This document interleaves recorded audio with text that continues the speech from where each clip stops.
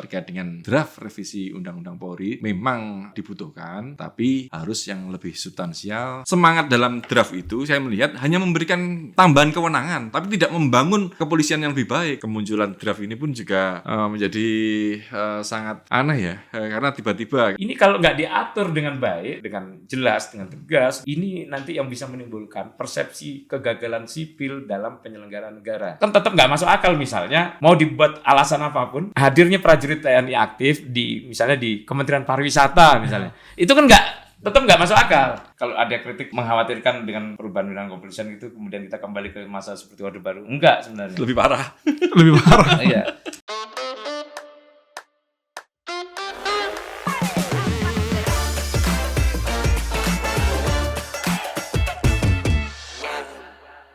Halo, berjumpa lagi di podcast tirto.id, FYP, for your politik, yang muda yang berpolitik. Saya Irfan Amin dan bersama dua narasumber saya ada Mas Bambang Rukminto dan Mas Hairul Fahmi, keduanya dari pengamat militer dan pengamat kepolisian dari, mohon maaf tolong spellingnya takut salah, ISEAS Mas ya? ISES ya? ISES itu kepanjangan dari? Institute for Security and Strategic Studies. Institute for Security and Strategic Studies. Oke, takut salah spelling saya. Makanya saya minta dari Mas Hairul Fahmi, ada Mas Hairul Fahmi dengan baju birunya, ada Mas Bambang Rukminto dengan baju coklat garis-garisnya. Takut salah ketukar nanti kan. Ini ya kita mulai dengan intermezzo tipis-tipis lah Mas ya. Kan kalau misalkan karena pembahasan kita berat ini ya, soal TNI Polri. Yang kalau tadi kan kita juga sempat ngobrol juga, TNI Polri ini sedang dibahas secara mendadak pasca pemilu. Ada apa ini? Nah, dan dibahas secara mendadak di Badan Legislasi DPR RI. Kan kalau misalkan kita nanti mungkin saya tidak ingin mendahului mendahului pernyataan dari Mas Bambang dan Mas Fahmi. Tapi ingin sebagai bridging kan, kalau misalkan biasanya pembahasan TNI itu di Komisi 1, pembahasan kepolisian di Komisi 3, tapi semuanya sekarang dibalik. Badan Legislasi. Ada apa ini kan saya juga tahu. Mungkin Mas Bambang sama Mas Fahmi bisa memberikan pengantar nanti. Karena nanti biar kita berbagi tugas ya. Nah, saya membawa bridging, Mas Bambang soal undang-undang kepolisian, Mas Fahmi soal undang-undang TNI. Nah, terus apa yang menjadi problematika hari-hari ini? Yeah. Nah, dari Mas Bambang dulu soal undang-undang kepolisian, mengapa kok itu menjadi pro kontra atau menjadi ada problematika? Kenapa itu Mas Bambang? Kalau saya melihat ini kita harus melihat flashback dulu ke 1998 gitu. Reformasi ya. Reformasi 98. Salah satu tuntutan reformasi itu adalah menghapuskan dua fungsi, memisahkan TNI dan Polri. Di pasca 98 itu amanah reformasi itu memisahkan TNI dan Polri. Dan itu sudah tahun 99 mulai ada ketetapan MPR, TNI dan Polri berpisah. Di fungsi dihapuskan. Itu hasil amanat reformasi yang digerakkan oleh kawan-kawan mahasiswa dan elemen masyarakat lainnya. Masyarakat lah. Artinya kalau saya melihat bahwa posisi Polri saat ini itu adalah berkah dari reformasi. Karena dia tidak lagi di bawah ABRI dan tidak di bawah TNI.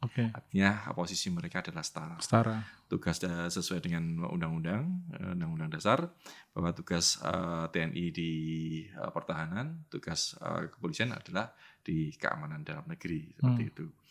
Menjadi menarik saat ini ada semacam pola yang sangat menjadi konsen masyarakat. Ada semacam pola kembali ke dui fungsi ABRI gitu. Pola-pola yang dilakukan itu sama seperti dui fungsi ABRI. Di Polri. Di Polri gitu. Padahal divisi fungsi ABRI sudah dihapuskan, tapi pola-polanya itu hampir sama-sama dengan sebelum yang dilakukan oleh Orde Baru gitu loh. Makanya ini akhirnya menjadi menarik karena tentu saja masyarakat tidak menginginkan lagi kita setback sebelum prareformasi, seperti itu, sebelum prareformasi seperti itu. Makanya revisi Undang-Undang Polri itu memang dibutuhkan karena perkembangan zaman tentu membutuhkan pembaharuan terkait dengan undang-undang ini seperti itu. Makanya terkait dengan draft revisi Undang-Undang Polri memang dibutuhkan, tetapi harus yang lebih substansial, harus yang lebih memenuhi kebutuhan masyarakat sekarang maupun di masa mendatang. Yang kontroversi yang apa, Mas?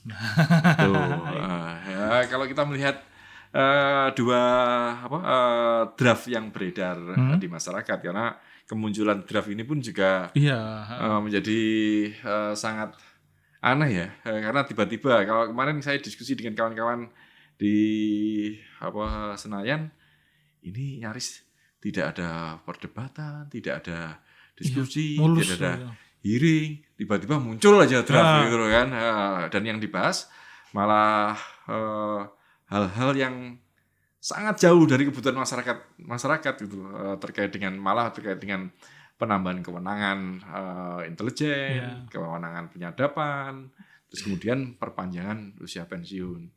Ini jelas tidak dibutuhkan masyarakat. Kalau Polri diuntungkan, sangat diuntungkan. Karena dengan penambahan kewenangan itu tentu gerak kepolisian pasti akan semakin besar gitu. Problemnya dengan penambahan kewenangan itu apakah pelayanan seperti itu tupoksi kepolisian itu akan semakin meningkat gitu. Karena fakta-faktanya selama ini tupoksi kepolisian itu sebagai melayani, melindungi, mengayomi, melayani masyarakat itu masih jauh dari harapan masyarakat. Gitu. Saya potong sedikit, Mas. Itu yang ditambah, menjadi perdebatan itu kan pertama soal masa pensiun. Terus dari 53 ke 58 ya, Mas ya? 58 ke 60. Oh, 58 ke 60. Perwira. Oke. 58 ke 60. Terus yang kedua soal perlebaran tugas tupoksi di bidang intelijen. Terus saya lihat kerpean dulu, Mas ya. Oke. Terus Polri berhak kepada soal penanganan cyber. Terus Polri kewenangan mengenai pembinaan PAM Swakarsa.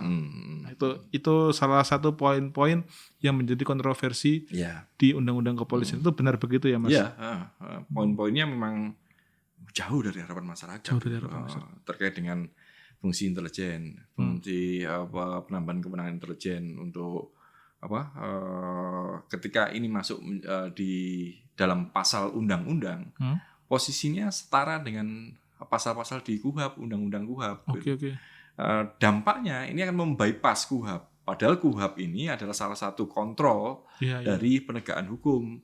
Kalau penegakan hukum fungsi intelijen ini dimasukkan dalam pasal tersebut, ini menjadi membypass kontrol dari KUHP ini. Polisian bisa saja langsung menangkap seseorang, melakukan pemeriksaan tanpa ada tata cara sesuai yang diatur KUHP gitu, hukum acara pidana gitu loh. Oke. Nah, gitu. Itu menarik, Mas. Kita sampai sini dulu. Ya. Ke Mas Fahmi. Iya. Kita giliran, Mas ya. Kita giliran berbagi beban. Mas Fahmi. Ini TNI Polri kok tiba-tiba merevisi undang-undang secara bersamaan. Apakah ini kebetulan atau tidak ini, Mas? Kok tiba-tiba TNI yang ikut-ikutan, Polri yang ikut-ikutan? Jadi gini, sebenarnya nggak ada yang ujuk-ujuk. Nggak ada yang ujuk-ujuk. Nggak ada yang tiba-tiba ini. Nggak ada yang kebetulan juga. Nggak ada yang kebetulan. Kalau kita bicara undang-undang TNI dan Polri, dua undang-undang ini usianya sudah untuk sebagai undang-undang usianya sudah cukup tua ya, 20 tahun. Sudah lebih dari 20 tahun. Tentu ada hal-hal yang sepanjang 20 tahun terakhir ini, ada hal-hal yang dulu mungkin nggak urgen dibahas atau nggak urgen dimasukkan dalam peraturan perundang-undangan, sekarang menjadi ada urgensinya. Dulu dianggap nggak relevan gitu, sekarang jadi relevan. Terus kemudian ada juga dinamika lain ya, terkait misalnya terkait undang-undang TNI misalnya, itu ada perintah dari putusan MK misalnya ya, terkait dengan pembahasan usia pensiun. Iya. Ya, itu kan ada perintah dari MK, artinya kebutuhan itu memang ada kebutuhan untuk memperbaiki undang-undang, memperbarui dan memasukkan hal-hal yang dulunya mungkin dianggap belum urgen, belum relevan, sekarang menjadi relevan, menjadi urgen. Contoh lain itu ya terkait dengan urgensi, misalnya dulu pada waktu Undang-Undang Nomor 34 tahun 2004 itu dirumuskan, kemudian disetujui menjadi undang-undang. Ya. Jumlah kementerian lembaga, jumlah kementerian lembaga yang yang dipandang punya urusan, punya kewenangan dengan militer, berkaitan dan beririsan dengan TNI itu hanya sekitar 10 kalau nggak salah ya, kalau di undang-undang 10. Nah, 10 kementerian lembaga. 10 urusan pemerintahan kira-kira begitu ya, yang bisa yang punya kaitan, punya irisan dengan kewenangan dan peran TNI. Sehingga dari situ terus boleh dimasuki oleh TNI aktif, prajurit TNI aktif, karena tadi urusan dan kewenangannya berkaitan, beririsan.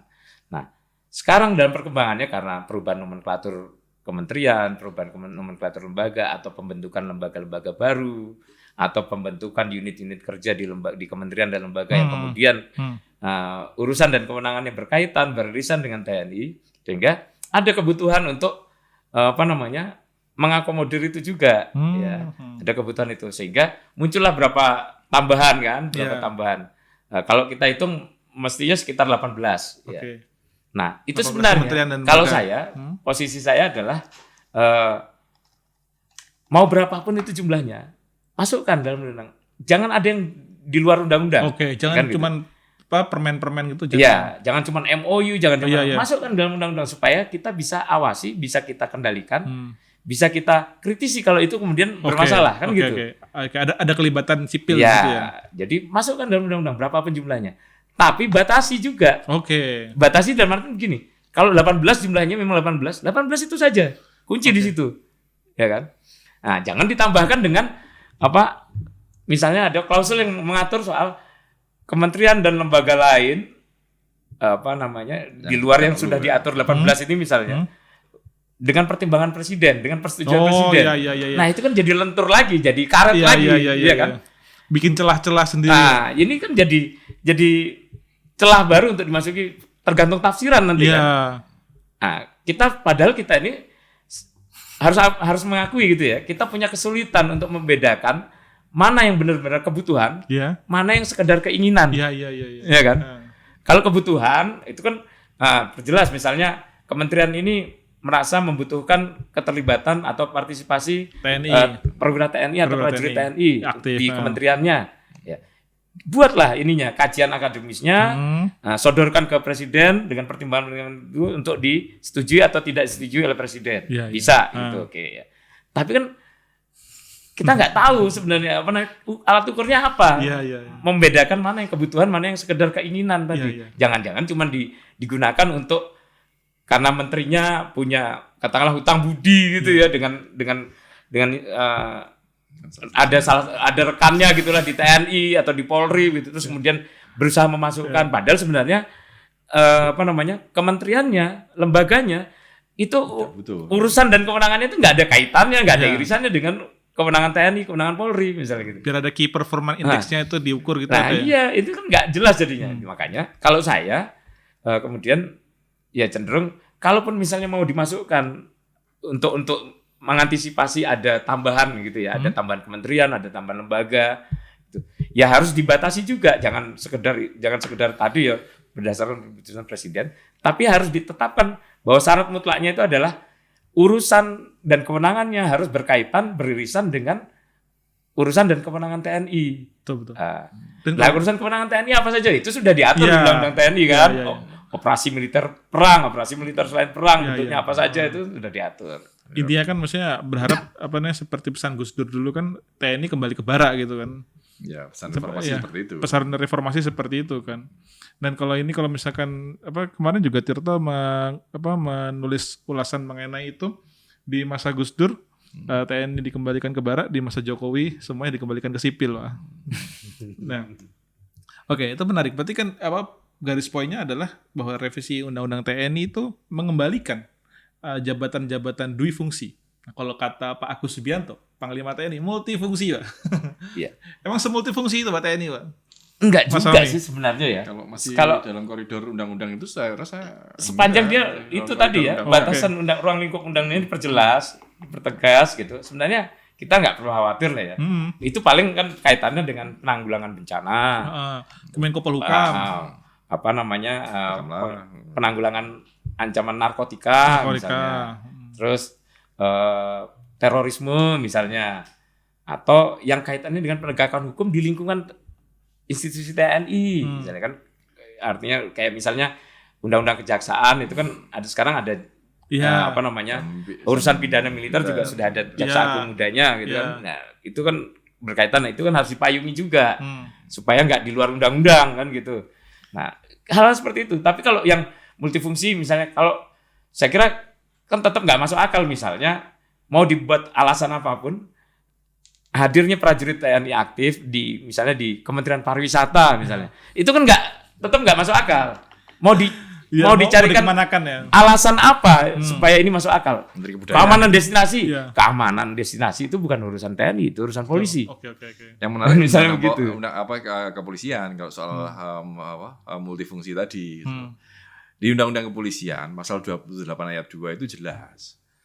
Personel kepolisian yang masuki non-struktur Polri itu harus mengundurkan diri atau pensiun dini. Jelas sudah. Jelas. Tapi faktanya ya kita tahu semua. Secara de facto beda ceritanya. Faktanya beda gitu loh. Artinya di situ ada pelanggaran undang-undang. Gitu.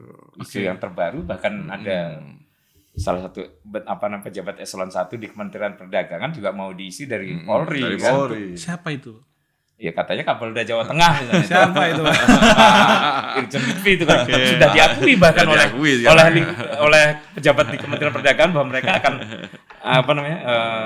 mengundang Irjen Lutfi ini sebagai Inspektur Jenderal Kementerian Perdagangan. Nah ini kan jadi belum jelas juga nih apakah nanti Pak Lutfi ini akan pensiun lebih dulu baru kemudian diangkat atau seperti apa, dan ujuk-ujuknya ini kan juga kita nggak tahu nih apakah kebutuhan atau sekedar keinginan tadi atau ada skema lain yang melatar belakangi kan ini anggap saja Mendak nih Pak Zulhas atau Pak Zulkifli Hasan menonton nih. Itu dasar hukumnya ada nggak sih Pak kalau misalkan tiba-tiba ini Pak Zulhas itu kan menawarkan di depan publik nih. Ya kalau ketika ada dasar hukumnya nggak gitu ya sebentar kalau dasar hukumnya kalau kita mengacu pada undang-undang kepolisian ya nggak ada, pasti itu pelanggar undang-undang kepolisian. Pelanggar itu Pak Zulhas. Saat ini. Tapi besok kan dia bisa pensiun. Oh gitu. Kalau beliau sudah pensiun ya sudah, tidak ada pelanggaran. Menawarkan ketika aktif tuh dan di depan publik itu. Kalau secara politis sih ya boleh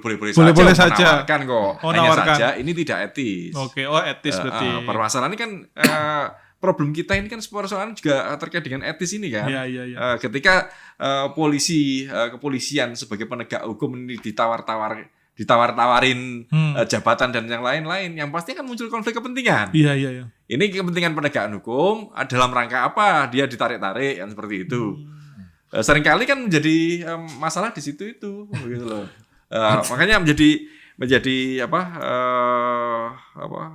asik ya membahas kepolisian ketika pasca reformasi kepolisian yang sudah dipisahkan dari TNI Polri menjadi lembaga sipil, kemudian bisa seolah-olah bisa masuk di birokrasi sipil semuanya. Oke. Itu kan. Padahal nggak pakai tes CPNS lagi Pak ya. Nah, makanya padahal fungsi kepolisian ini kenapa ditarik itu agar dia profesional sebagai penegak hukum gitu loh. Ini harus terpisah kepolisian. Irjen soalnya. salah satu menjadi fungsi pengawasan gitu kan, melakukan pengawasan gitu loh. Ketika dia masuk di dalam birokrasi, ini menjadi konflik kepentingan. Siapa yang akan mengawasi siapa gitu loh kan. Itu masalah. Kesannya kan jadi ini kan Kementerian Perdagangan misalnya ini, kalau kita pakai contoh tadi ya, Kementerian Perdagangan ini. Kementerian Perdagangan ini kan bukan ruang kosong juga. Ada aparaturnya juga di situ. Iya. Memang segitu banyak orang, nggak ada yang kompeten jadi irjen. Iya kan? Emang nggak ada yang kompeten. Ya pasti ada lah yang kompeten. Kalau dicari benar-benar meritokrasi dijalankan dengan baik, pasti ada lah nemu orang. Iya. Kalau misalkan kita by merit itu pasti ada lah di bibit-bibit situ yang sudah bekerja puluhan tahun. Betul. Yang sudah jadi amtenar berpuluh-puluh tahun di situ. Atau kalau mau ngambil dari luar misalnya ada dari BPKP yang memang badan pengawas pemerintah kan gitu. Itu kan juga punya orang juga yang kompeten untuk jadi inspektur gitu kan. Tapi kalau misalkan di kementerian-kementerian yang jadi irjen dari kepolisian banyak kan ya. Ya makanya problemnya sama. Jadi Pak Zulhas enggak sendirian. Pak Zulhas enggak sendirian tapi Pak Zulhas mestinya bisa tidak ikut dalam rombongan yang apa tadi yang salah ini kan. Salah dari undang-undang tadi. Oke. Ini menarik. Kalau misalkan gini, anggaplah masuk nih. Ini terus masyarakat sipil cemburu. Tapi kan nggak bisa ngapa-ngapain masyarakat sipil kan. Ya cuma akhirnya paling kalau itu cuma ngomongin dari belakang menggosipkan, wah ini enak ya gara-gara gara-gara apalah, anggaplah gara-gara balas budi lah ya. Kita nggak tahu budinya apa nih kan. Itu masuk di situ langsung jadi, sedangkan yang puluhan tahun ya masih jabatan situ aja. Itu kan berarti akan menimbulkan kecemburuan sosial loh. Ya ini terkait dengan goodwill dari pemerintah. Good beneran. Kita kan kehilangan great statement ya. Sosok-sosok negarawan di negara kita entah itu di pemerintah entah di parlemen itu yang tidak memikirkan langkah jauh ke depan untuk menjaga negeri ini gitu. Yang ada yang kepentingan pragmatis tadi, keinginan tadi kalau menurut bahasa Mas Fahmi mengikuti keinginan bukan memenuhi kebutuhan seperti itu. Kalau keinginan banyak semuanya ayo ambil gitu. Kayak sebenarnya itu Mas. Tapi pertanyaannya gini. Saya ke Mas Fahmi dulu. Mas Fahmi, kalau misalkan nanti juga Mas Bambang juga menambahkan di TNI itu karena kita lihat tuh kan kayak jabatan-jabatan kementerian atau urusan-urusan publik, urusan-urusan sipil nih kok mulai menarik TNI Polri. Apakah TNI, yang saya TNI dulu ya ini. TNI kok sekarang baru nganggur atau baru nggak ada kerjaan ini? Kok pada ditarikan untuk masukkan sipil? Kenapa ini? Padahal kan kita tuh sering mendengar presiden kita atau menhan kita berbicara soal geopolitik, geostrategis, keamanan gimana 2045. Tadi belum jawab. Silakan. Ya kalau saya sebagai TNI, saya akan menerima saja tarikan-tarikan itu loh. Nyatanya apakah ditarik kok? Apakah pada nganggur gitu loh? Misalkan bisa, sorry sibuk Mas. Sibuk bos. Ya enggak lah itu yang enak kok. Jadi gini. Iya, apakah misalkan kalau disuruh, misalkan saya disuruh ada pekerjaan lain loh, kamu pekerjaan lain tiba-tiba ya. Kalau misalkan saya sibuk kan nggak mungkin saya terima Mas. Kalau itu pekerjaan itu lebih enak? Nggak tahu. Kalau secara ideal kita bicara story ya, bicara historisnya. TNI ini lahir dari revolusi kemerdekaan. Dia memang sejak awal bukan dibentuk secara profesional. Ya settingannya sudah difungsi. Iya kan. Jadi TNI ini lahir dari laskar-laskar. Ya, Hizbullah dan macam-macam. Awalnya begitu kan. Nah, sebagian Kenil yang memang itu yang tentara profesional itu yang mantan Kenil sebenarnya. Alumni Kenil, alumni Heiho. Itu yang tentara profesional. Selebihnya itu laskar-laskar. Yang tujuannya satu. Memperjuangkan kemerdekaan. Setelah memperjuangkan kemerdekaan, mereka merasa tugas mereka selesai. Beralih menjadi mempertahankan kemerdekaan dan mengisi kemerdekaan, ya kan? Nah, problem muncul di situ. Ya. Mau sampai kapan? Dan ini sudah ada, kalau ini ada teorinya ya, ada teorinya bahwa tentara yang lahir dari revolusi kemerdekaan itu memang susah untuk berjarak dari penyelenggaraan negara. Susah berjarak dari politik. Ya. Apalagi kalau nggak diatur, makanya kemudian dibikin aturannya kan gitu. Sejak reformasi kita menyadari banyak ekses dari yang sebelumnya ya, dari masa Orde Lama, kemudian Orde Baru, sehingga kemudian semangat dari Undang-Undang 34 tahun 2004 itu adalah memang ya bukan hanya sekedar membatasi, tapi juga menegaskan bahwa TNI ruang lingkupnya ini. Kamu mau ngapain aja bisa, boleh. Tapi dalam ruang lingkup ini. Dalam ruang lingkup apa? Upaya menegakkan kedaulatan dan menjaga keutuhan wilayah NKRI, begitu. Ya. Dan kemudian ditambahkan satu lagi menjaga juga keselamatan bangsa. Ya. Nah, di situ ada 3 hal tadi yang dia. Nah, selama dalam ruang lingkup ini ya ada masalah. Ya. Nah, tapi masalahnya kemudian ya tadi selalu ada kegenitan juga dari para politisi, para pejabat sipil kita mengundang TNI untuk menarik itu ya. Dan TNI karena karakternya tadi yang panggilan jiwanya yang heroik tadi ya. Ada di TNI itu kan yang ditempa itu ada heroisme, nasionalisme, patriotisme itu. Nah, inilah yang kemudian menjadi alasan untuk mereka terlibat dalam urusan-urusan yang notabene adalah urusan sipil. Panggilan bangsa, panggilan negara. Ada patriotisme, ada heroisme, ada mereka jadi juru selamat. Nah, masalahnya kemudian makanya ini yang kita penting ingatkan. Ini kalau nggak diatur dengan baik, dengan jelas, dengan tegas gitu ya. Ini nanti yang bisa menimbulkan persepsi kegagalan sipil dalam penyelenggaraan negara. Ya. Kegagalan sipil seperti apa? Ya ada masalah sedikit, TNI dipanggil. Benar selesai masalahnya. Tapi kan trust terhadap masyarakat sipil seiring dengan penyelesaian masalah oleh TNI, trust terhadap masyarakat terhadap kemampuan sipil dalam penyelenggaraan negara kan jadi turun.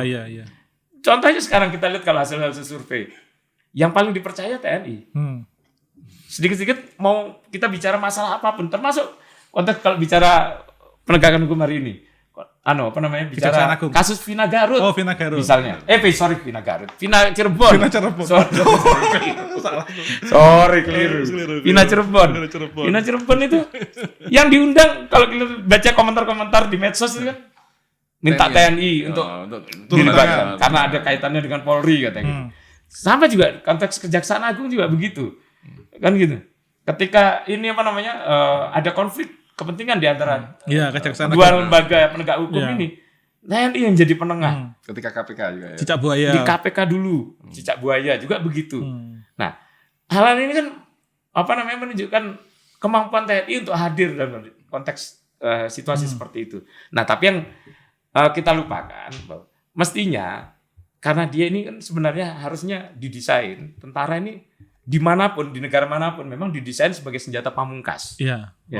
Senjata pamungkas. Makanya dia didesain harus punya ketangguhan, punya kemampuan untuk tetap bisa beraktivitas dalam situasi dan kondisi darurat.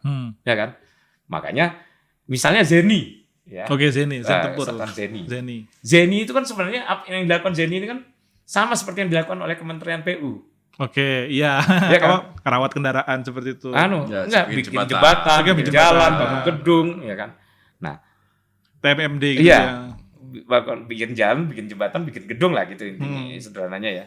Nah, tapi apakah kemudian mereka harus menggantikan fungsi Kementerian PU? Enggak dong. Tapi ketika dalam kondisi darurat, ada bencana alam, ada perang misalnya, ada situasi konflik gitu ya. Mereka bisa diterjunkan,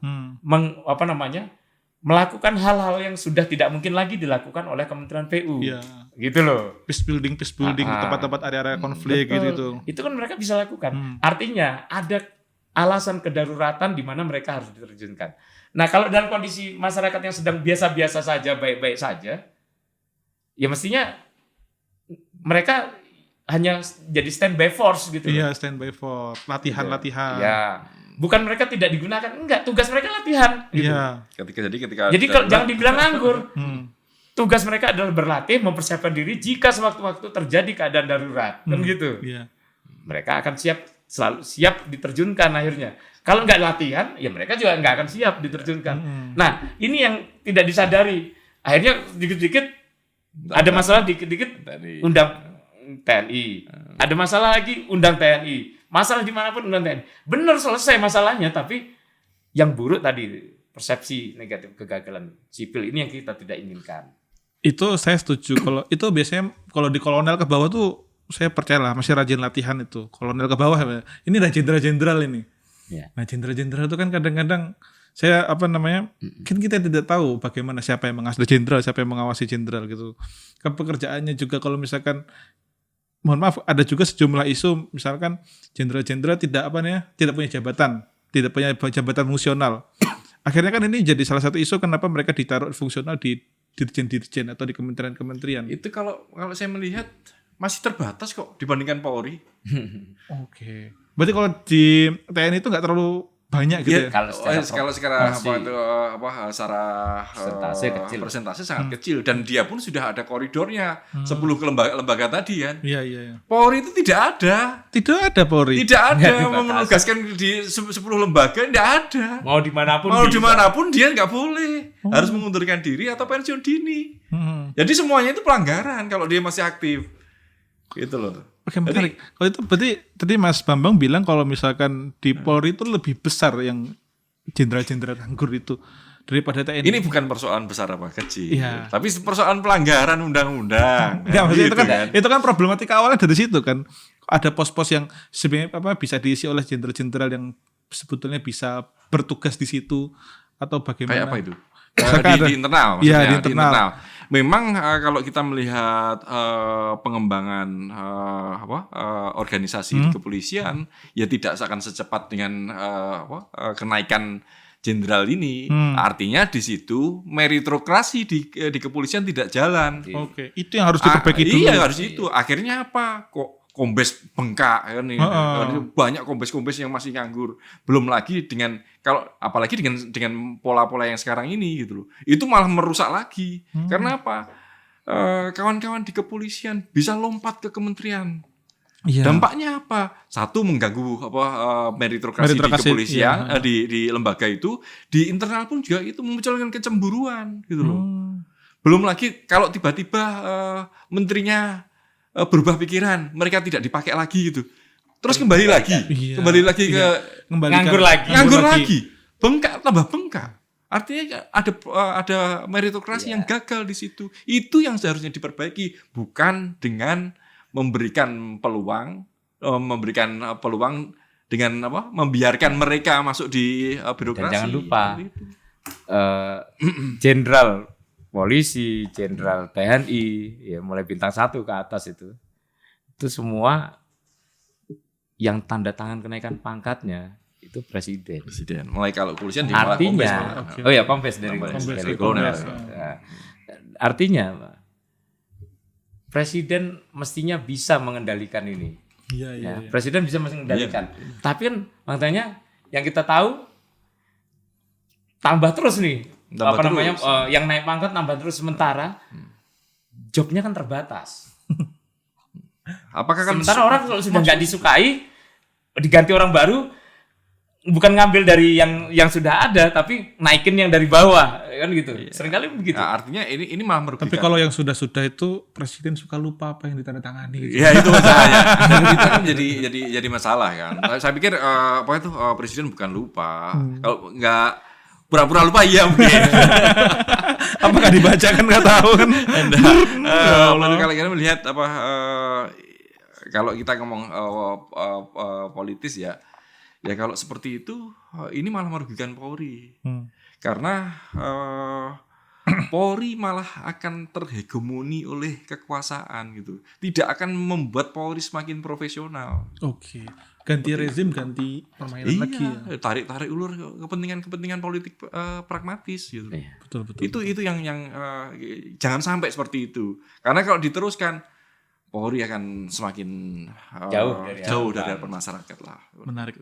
Padahal kita awalnya meneriakkan reformasi Polri itu kan kaitannya dengan beberapa kasus yang yang memperburuk citra kepolisian kemarin ya.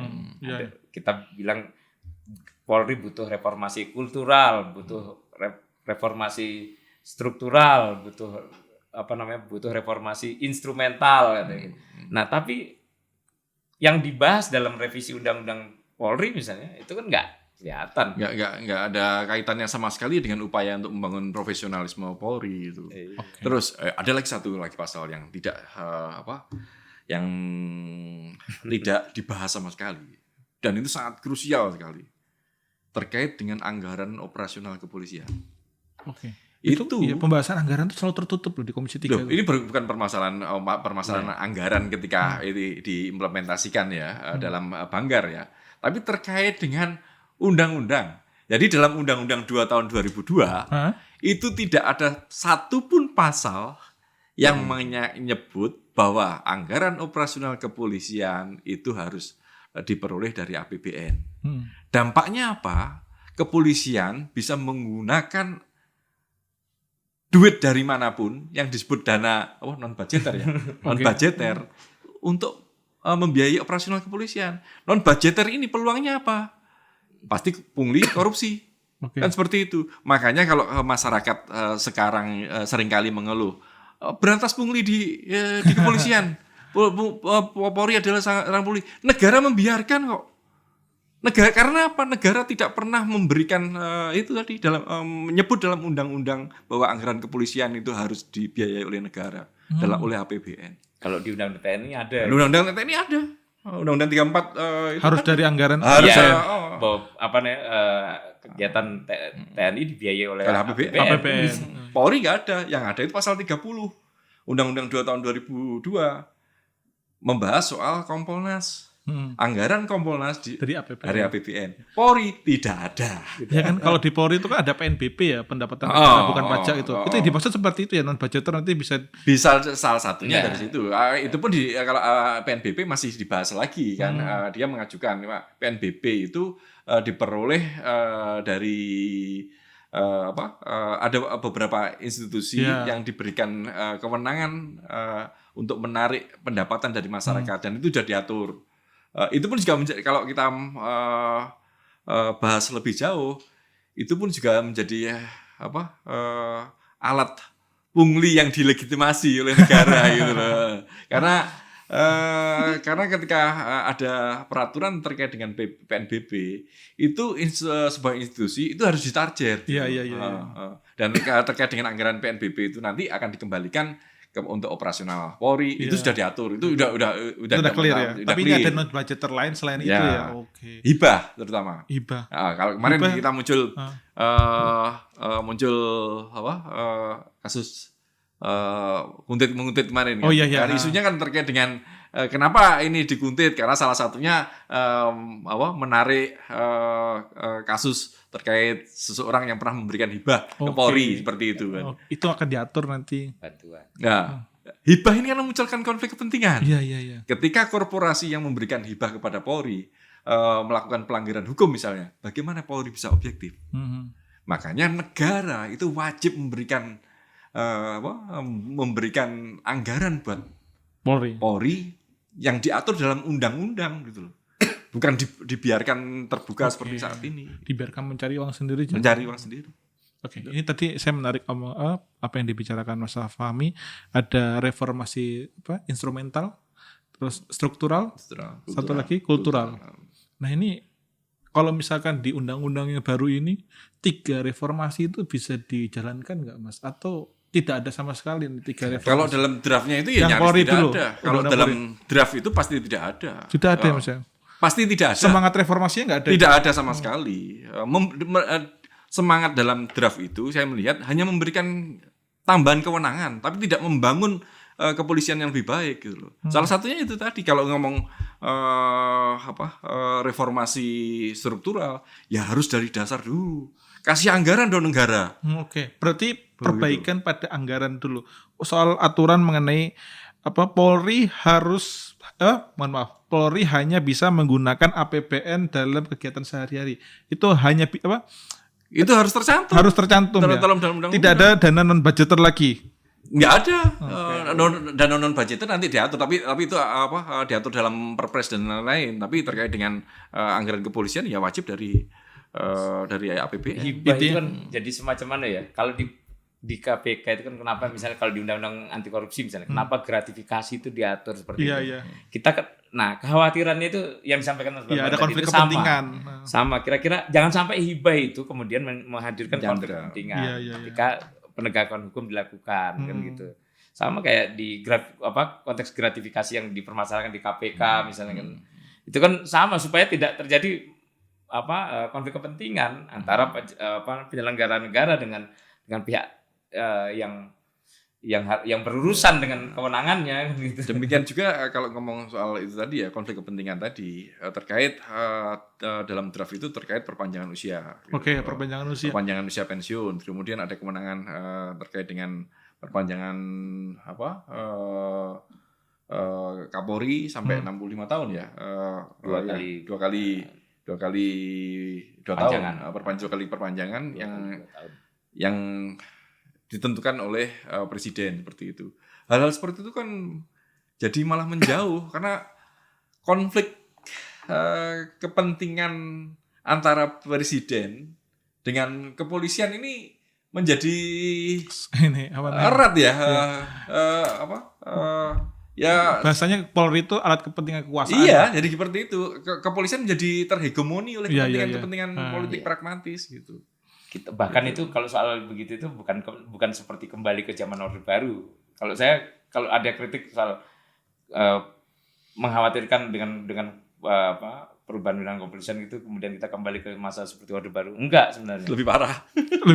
Iya. Contoh nyata ya penggunaan kepolisian untuk praktek-praktek yang katakanlah kemudian mengawasi masyarakat dan menjadi alat teror bagi masyarakat itu Hindia Belanda. Oh iya. Hindia Belanda itu disebut sebagai negara kepolisian. Iya. Karena memang centeng-centeng. Iya semua Marsose. Iya. Semua ini bukan pakai tentara mereka. Iya. Polisi. Iya, polisi juga sama-sama. Ya, makanya ini kalau ini penjajah ini kita bisa pahami lah, tapi ini kan enggak, kita sudah merdeka.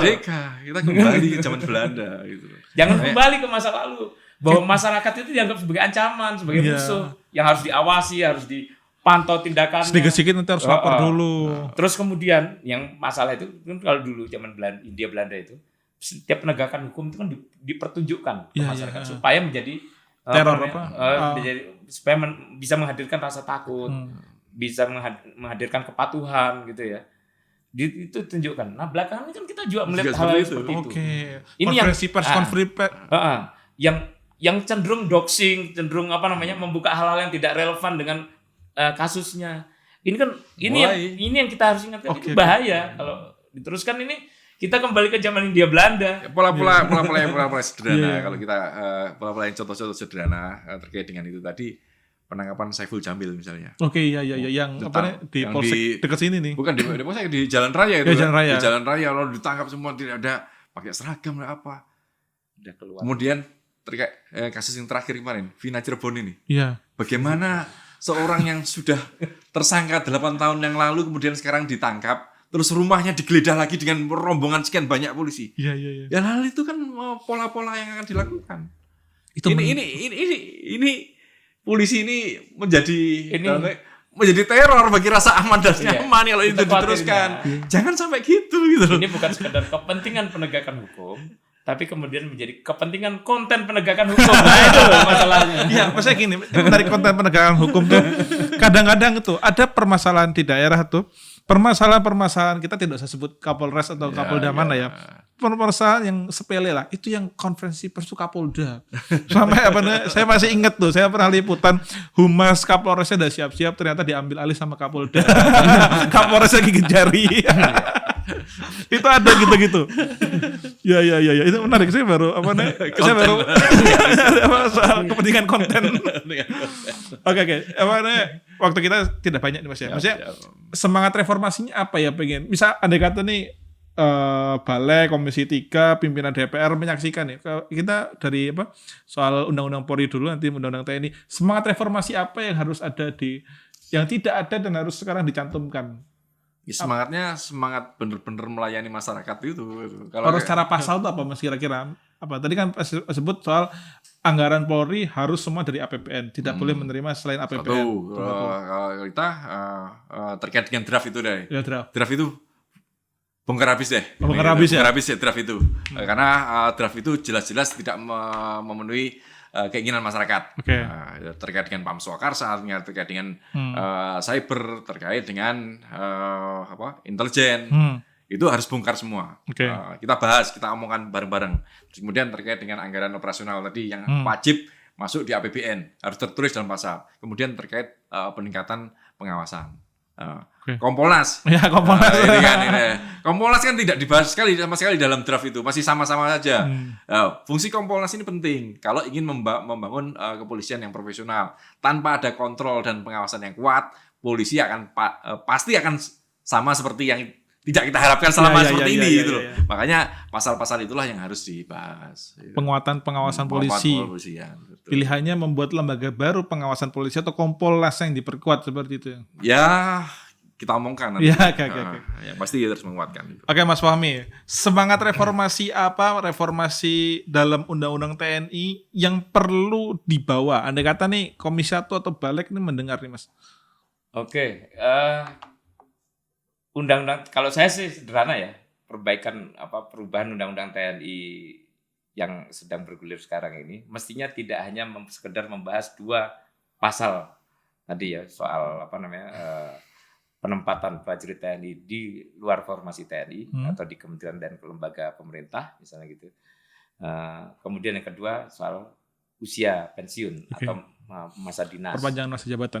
Masa dinas. Nah, saya kira yang perlu diubah bukan hanya 2 hal itu. Karena bahkan ya kalau kita bicara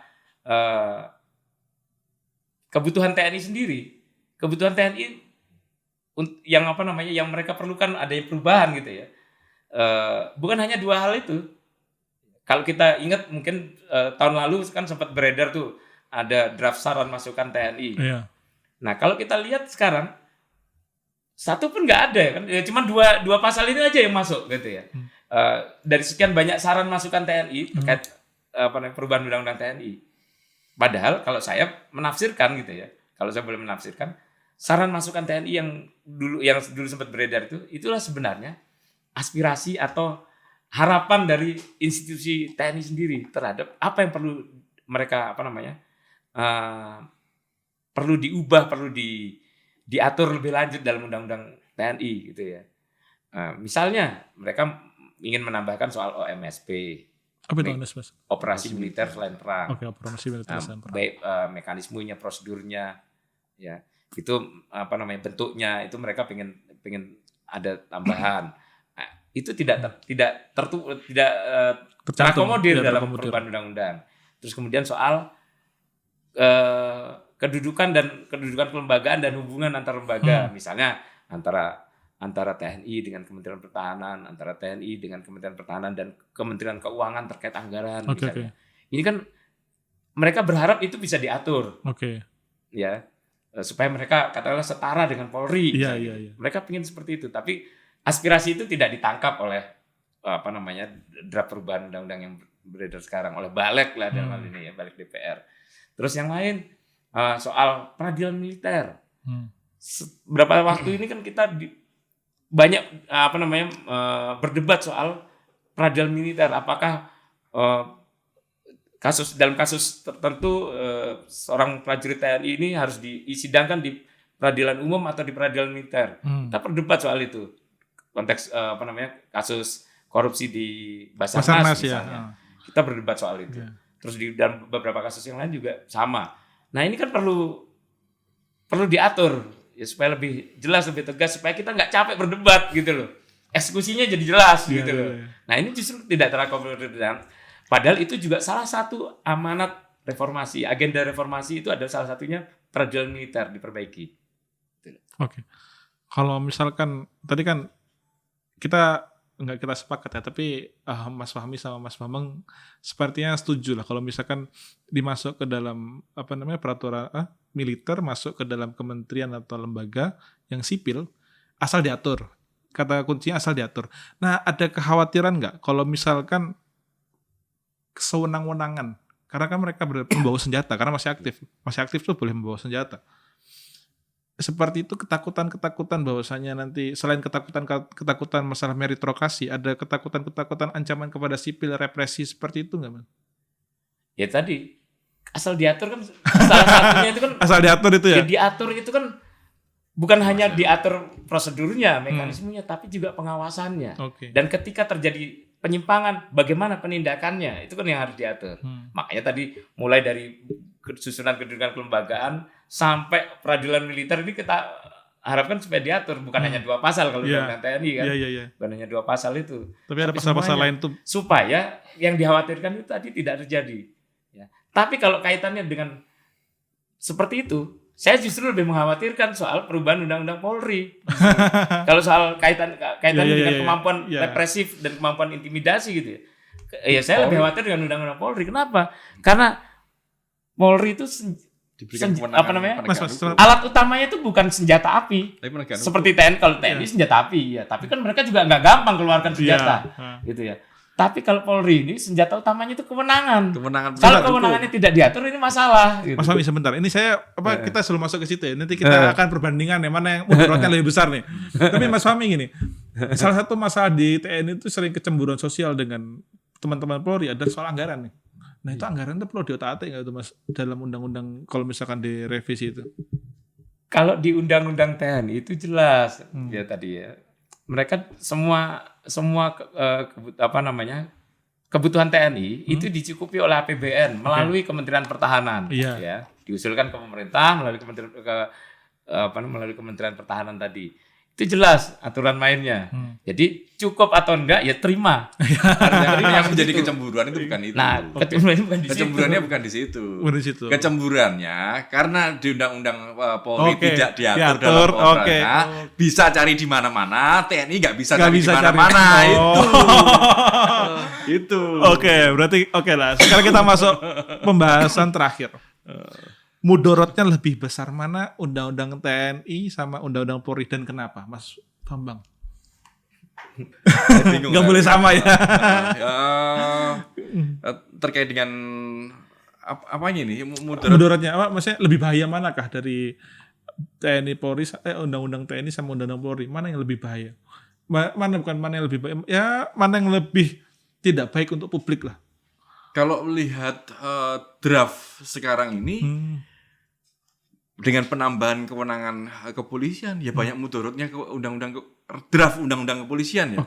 Karena masing-masing TNI dan Polri itu butuh undang-undang gitu loh. Jadi kita kalau ngomong mudorot yang mananya ini kan gitu ya. Jadi gitu. Kalau terkait dengan draft itu dengan penambahan kewenangan tanpa ada penambahan pengawasan, ya paling banyak mudorotnya di undang-undang Polri gitu. Saya melihat seperti itu. Kalau undang-undang TNI itu kan yang mengkhawatirkan kan hanya yang soal ini ya, soal penempatan ke jabatan sipil di kementerian dan lembaga itu. Nah, itu kan sebenarnya itu tambahannya hanya sedikit sebenarnya.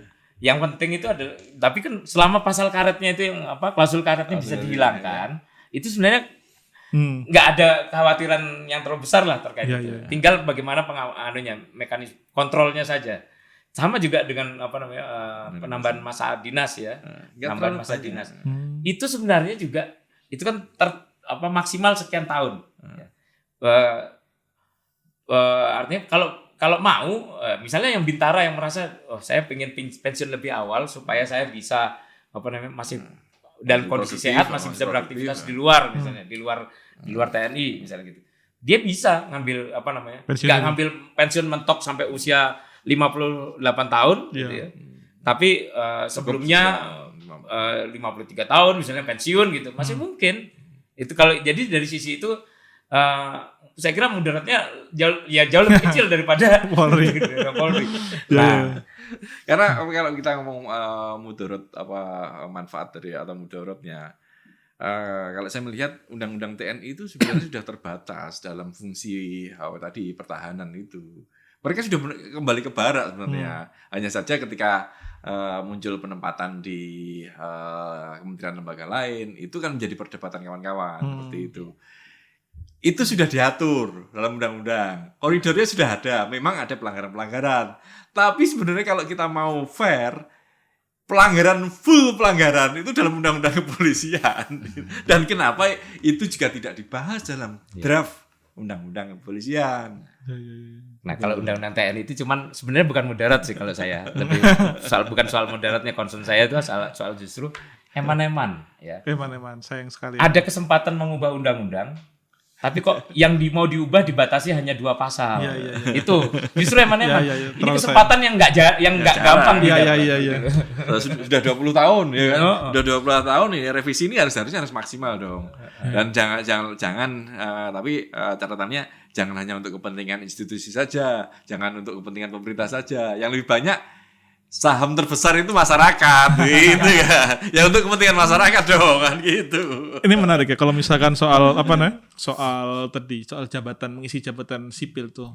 Kalau saya baca di Twitter tuh ada omongan kalau enak ya kalau misalkan tentara bisa masuk jabatan sipil jadi irjen, jadi dirjen atau jadi apapun itu atau bahkan jadi eselon setingkat eselon. Tapi kalau misalkan sipil belum tentu bisa jadi dan ramil, belum tentu bisa jadi kapolsek kan.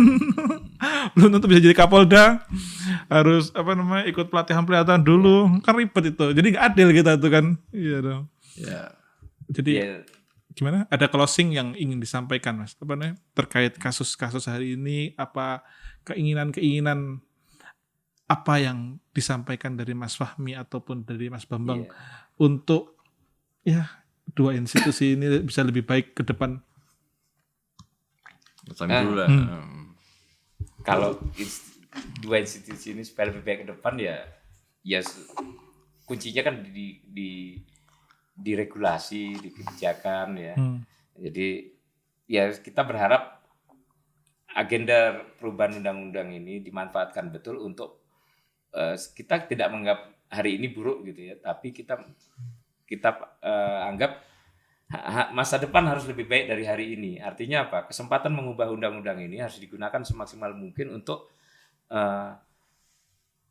meningkatkan bukan sekedar kewenangan, bukan sekedar kesempatan gitu ya. Bukan sekedar kesempatan kalau kita bicara TNI tadi ya, peluang untuk ditempatkan di kementerian lembaga, bukan sekedar kesempatan dan kewenangan, tapi kita pakai untuk meningkatkan profesionalisme, integritas, kemudian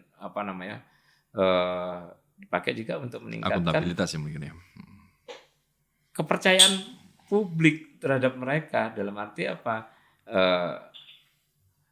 Kalau bicara ancaman pertahanan, ancaman militer, ya kita nggak selalu berisik ketika misalnya tiba-tiba ada kapal asing di Natuna misalnya gitu ya. Di Natuna. Kita nggak berisik karena kita apa? Kita sudah percaya TNI mampu mengatasi. Nah, konteksnya perubahan undang-undang mestinya ke situ gitu ya.